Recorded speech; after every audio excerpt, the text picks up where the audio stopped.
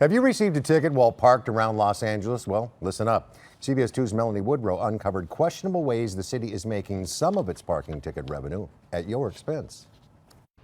Ticketed and towed. I overslept and I woke up like at 7:30. Westlake District resident Michael Rodas admits he was in the wrong. But what happens when the city makes a mistake? I saw 2 tickets.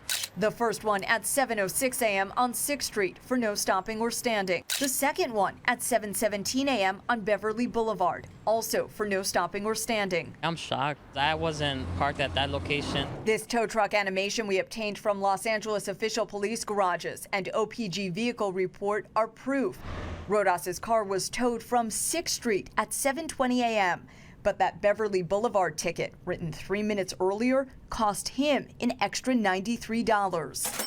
I'm mad, stressed out. So is Atwater Village resident Jeff Galfer. It's not fair and it's not okay. Galfer is sick and tired of Angelinos getting ticketed unjustly. So much so he filed a class action lawsuit against the city, key Department of Transportation Management, and Xerox. Yes, that's Xerox. When I say Xerox, I know what you're thinking. According to this commercial, the company known for copiers does much more. The city outsources the parking citation review, collection, and processing to Xerox. The money the city makes off expired parking meters and other parking citations is big business. Last year, the city made approximately $157 million. Galfer says there are at least 3 ways the city is making some of that money at your expense. Number 1, contradictory signs. Here's one at Hyperion Avenue between Tracy and Evans Streets. One says 2-hour parking, 8 a.m. to 8 p.m. except Sunday. The other says 15-minute parking during the same times and days. So who knows what's going on here? Not drivers. Completely confusing. This sign at Willowbrook Avenue in front of LA City College says 2-hour parking, 8 a.m. to 6 p.m. But the meter says parking is enforced from 8 a.m. to 8 p.m.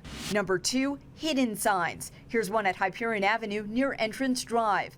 Now you see it, now you don't.